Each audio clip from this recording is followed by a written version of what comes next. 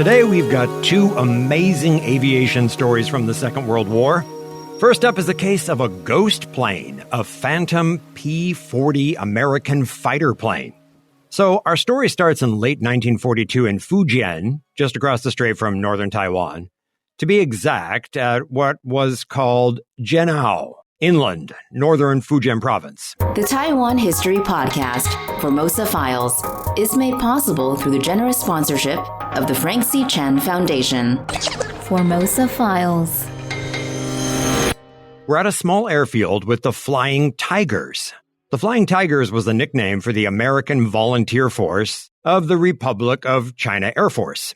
These were American pilots flying for the Chinese nationalists, commanded by legendary figure Claire Lee Chennault. And yes, his first name really was Claire.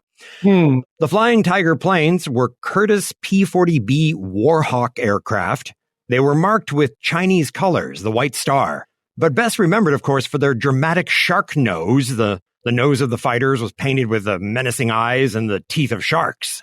Just to be accurate on naming, now with the U.S. officially in the war, the Flying Tigers were disbanded and absorbed into the U.S. military and rebranded as the China Air Task Force. So we're at a tiny airfield in Fujian, China in late 1942. It's early dusk on a rainy afternoon. There are 8 P-40s on the runways, their shark noses visible through the haze. Flight leader Johnny Hampshire and his men have been there for a week without seeing any action. Then a warning comes in, a single unidentified plane coming their way, flying very low. It's perplexing. The Japanese never come this far inland in this kind of weather, and certainly not a single craft. Too easy a target. So Hampshire decides to investigate, him in one plane and a pilot called Costello in a second. And Hampshire says, "Get on my wing and stay close. Keep the other 6 planes on the ground unless I call." As they get into the air, the mystery plane is 20 miles to the east. They encounter it about 10 miles from the airfield and maneuver to attack from above. This was an unidentified aircraft coming from enemy territory, and their orders were to shoot it down. Both Americans bore down on the plane and fired. Their attack brought them close enough to see the plane's marking, and Costello radioed, "That's the American insignia. It's a P-40. But it was a P-40 from the past. It was the old American insignia, blue background with a white star and a red center. You mean like a red rising sun? Yep. The United States had stopped using that marking because the red center looked too much like the rising sun, which the Japanese used. Yeah, very confusing. Good move. So the 2 American pilots, they're up there and they suspect a trick. They were going to put some more rounds into it, but then they realized there was no point. The P-40 had been literally shot to pieces before they ever saw it. Much of the cockpit had been shot away. The fuselage was full of holes and the wings damaged. And there were no wheels. Not just no wheels, but no landing gear, suggesting it had never had wheels in the first place. Now, Hampshire and Costello, flying close behind the P-40, could see the pilot slumped forward, his bloody face, and apparently dead for quite a while. The ghost plane soon crashed into the ground and exploded. And when a ground crew got to the downed P-40, they saw how badly riddled with bullets it was. The plane had been shot at from all directions, from below and above. It was amazing the pilot had managed to fly it so far. In the dead pilot's leather jacket were letters and a notebook diary, partially destroyed. The Americans learned that this guy was surnamed Sherrill, and he went by the nickname Corn Sherrill, apparently because he liked corn liquor, corn alcohol. They make it back in his native South Carolina. He'd been sent to Manila in 1937, first assigned to a pursuit squadron, later becoming an officer in charge of constructing a chain of small airfields. I should say that in the source we're using, the author gives a footnote for this pilot, Sherrill. He writes, "The name is fictitious for the sake of military security." You're talking about the Reader's Digest version, yeah? Yes, a story called Ghost Ship in the Reader's Digest from January 1945. Reader's Digest was huge back then, so this would have been a well-known story. probably the best known involving Taiwan. Yes, the original story was from the year before, 1944, in a book called Damned to Glory by Robert Lee Scott Jr., a fighter ace, and this ghost plane story was the first in the book and the subject of the great cover image on the book. So you said a fighter ace? Yeah, credited with downing 13 Japanese aircraft. Later that figure was lowered to 10, but over a period of 15 months. But that was just part of his highly decorated flying career. He also wrote a dozen books, most famously the highly influential God is My Co-Pilot, which was made into a movie in 1945. He was a great teller of tales, often tall tales. He was a genuine war hero, brave and successful, but when he took to spinning a yarn, you needed a fact checker. So with those impressive credentials also came a bit of a warning on credibility. But let's get back to this U.S. Army pilot, Corn Sherrill. He's in the Philippines when the Japanese attack at the same time as Hawaii, and they're attacking from Formosa. And John, the American loss of the Philippines, it really was embarrassing. A total shambles, and I would speculate it's probably why we hear so little about it. The loss of the Philippines to the Japanese is a contender for the title of the worst military defeat in U.S. history. American forces held out on the Bataan Peninsula for a while, but surrender came in April 1942. And then early May, General Jonathan Wainwright surrendered the island fortress of Corregidor, an island which guarded the entry to Manila Bay. Wainwright was the commander of Allied forces in the Philippines at that time because General Douglas MacArthur had escaped a couple months earlier and he went to Australia, as I recall. That's right. In March, he fled from the island of Corregidor, which was surrounded by the Japanese. General Jonathan Wainwright, he's the commander, and when he surrendered, the Japanese forced him to announce a complete surrender of American forces in the Philippines. The general would spend much of the rest of the war as a prisoner of war here in Taiwan. Was that at the famous Kingaseki POW camp in the northeast? No, at another camp for high-ranking officers at Karenko. Ah, Karenko. That would be modern-day Hualien. Yep, but even a general like Wainwright and other officers were treated harshly, starvation rations and such. So bad, in fact, that when a Red Cross inspection team came, I think in 1943, the Japanese moved the men down temporarily to a new camp in Tamazato, a small town, what is today Yuli. It's about 90 kilometers south of Hualien City. Okay, but back to this ghost pilot Cheryl Korn character in the Philippines. He's flying missions with the last of the Air Force and retreating airfield by airfield southward. With the surrender of Corregidor in early May, part of the deal is the surrender of all American forces in the Philippines. But some chose to continue a guerrilla fight. According to the ghost plane story, 6 months after Pearl Harbor, Corn Sherrill finds himself part of an outfit on Mindanao, the southernmost major island of the Philippines.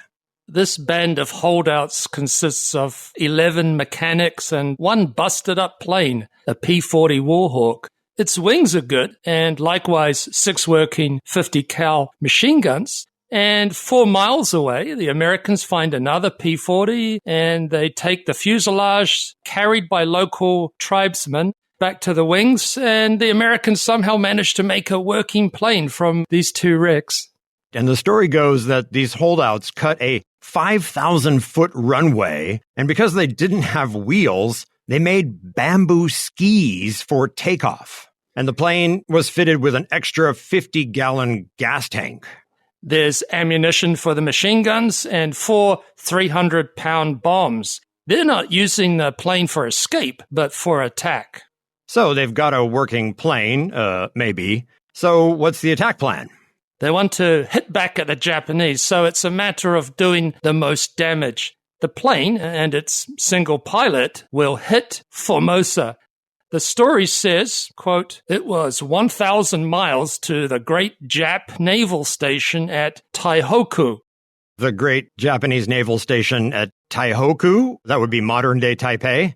That would have been a good plan, except for two details. One, it's on the wrong end of the island if you're coming from the south, right? And secondly, there's no naval station at Taioku.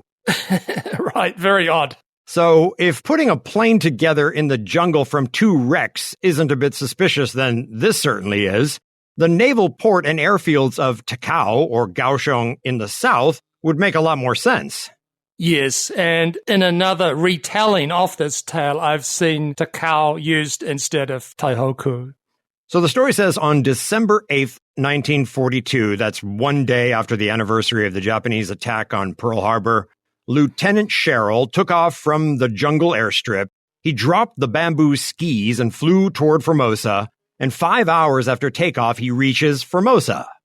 No naval port mentioned in the story, but an airfield with neat rows of parked fighters and bombers. Quote, he strafed them row on row, and he cut the Jap flag from the headquarters building with his wingtip.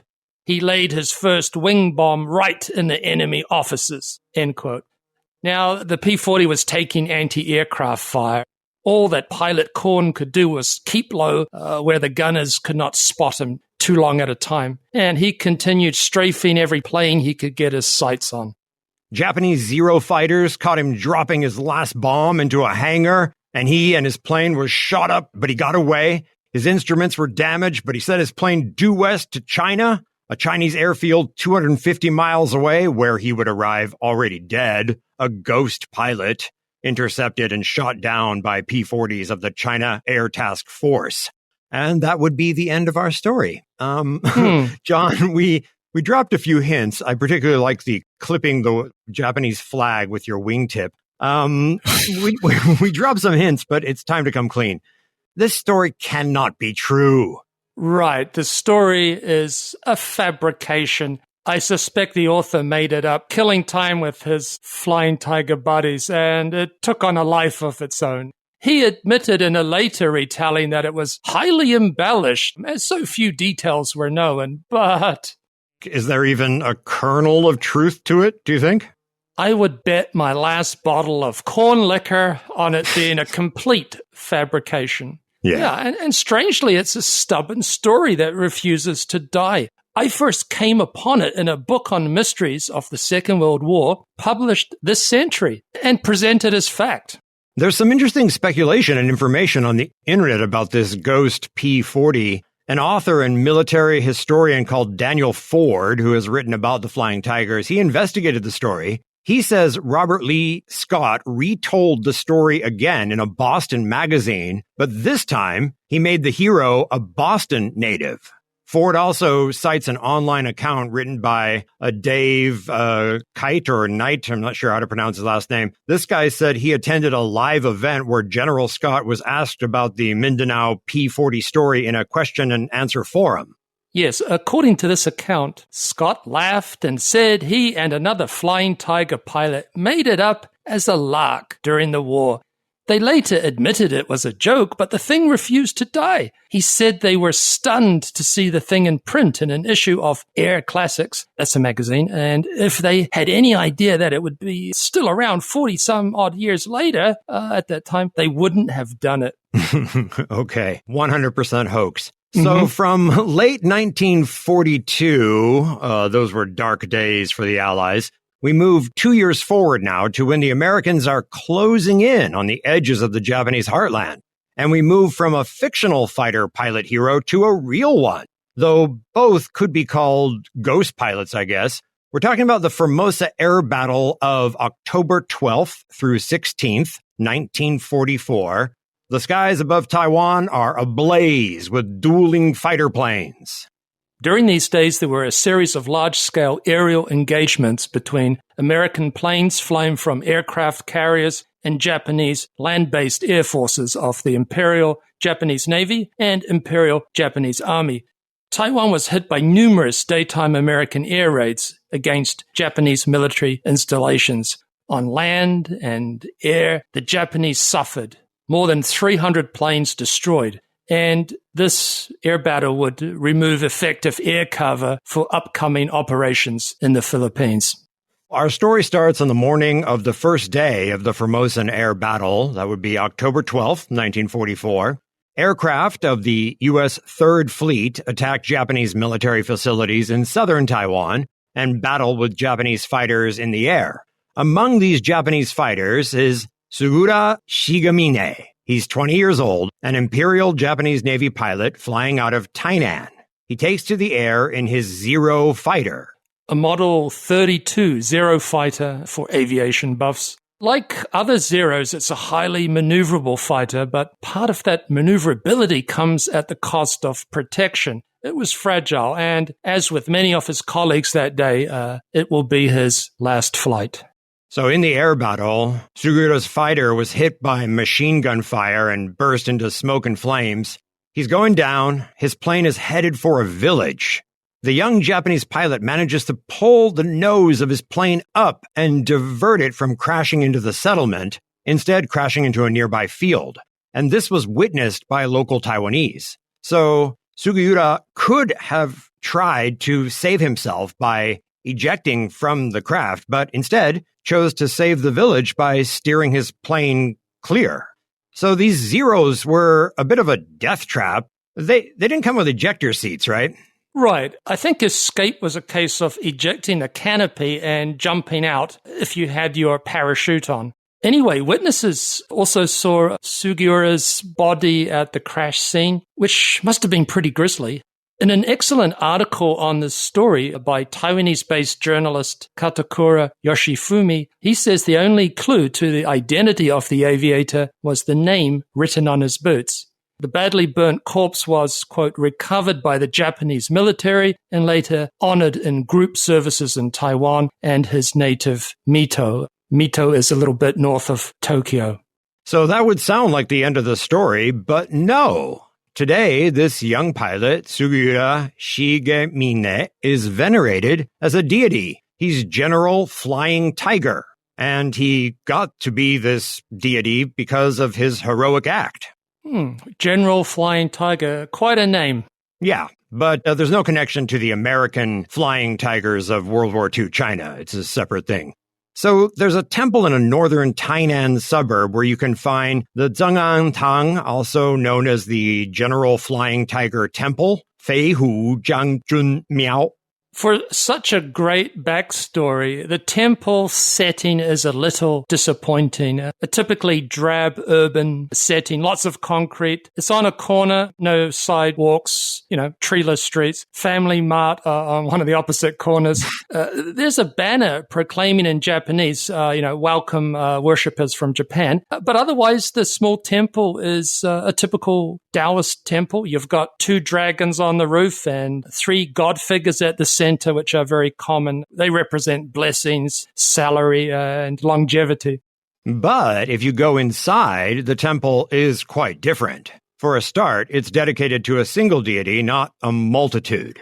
In the center of the hall sit 3 elaborately decorated statues of the deified Sugura, General Flying Tiger. The main statues flanked by 2 other smaller figures. The larger main statue figure is black.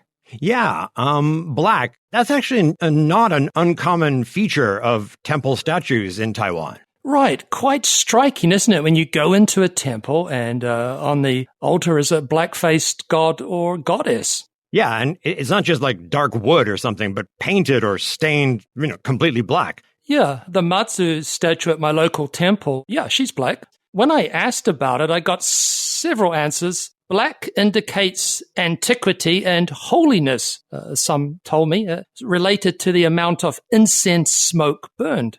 And because of the staining from incense burning, the statues can become dirty, so they just paint them to hide that staining. And you also see some non-black-faced matsus. They're generally kept in glass cases.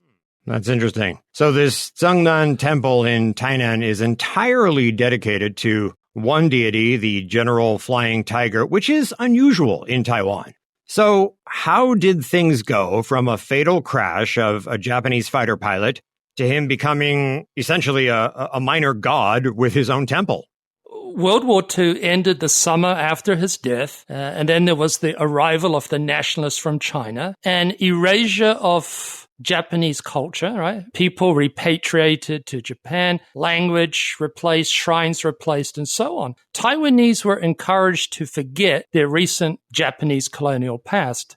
But in this area of Tainan, local people began telling of seeing a young soldier in a white hat in their dreams. And not just in dreams. There were mysterious sightings of a young man in a white uniform at night near fish ponds.